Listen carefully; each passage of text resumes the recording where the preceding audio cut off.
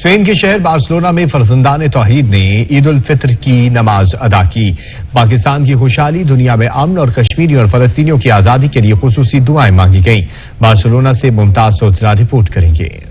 Spain کے شہر Barcelona میں عید الفطر مذہبی جوش و جذبے کے ساتھ منائی گئی۔ ہزاروں فرزندان اسلام نے عید الفطر کی نماز ادا کی۔ اس موقع پر پاکستان کے استحکام اور دنیا میں امن کے لیے دعائیں مانگی گئی۔ حافظ عبدالرزاق صادق کی دعوت پر منہاج القرآن بارسلونا کے زیر اہتمام عید الفطر کے بڑے اجتماعات میں شرکت کی۔ اسپینش حکام نے مسلمانوں کو عید کے موقع پر مبارکباد دی اور کہا کہ آپ بھی اس شہر کے اسی طرح سے ہی شہری ہیں جس طرح میں اور دوسرے شہری ہیں، آپ کو بھی وہی حقوق حاصل ہیں۔ Chairperson overseas Pakistani commission Punjab برائے اسپین چودھری امتیاز، تحریک انصاف اسپین کے صدر شہراز اصغر بھٹی، اوورسیز فورم اسپین کے صدر چودھری صابر طارق، چودھری سکندر حیات گوندل، چودھری ارشد بوگا، شہزاد اصغر بھٹی، طارق حفیظ عباسی کے علاوہ دیگر نے نماز عید ادا کی اور ایک دوسرے کو گلے مل کر عید کی مبارکباد دی۔ ممتاز منی سوہترا، نمائندہ سچ نیوز، بارسلونا، اسپین۔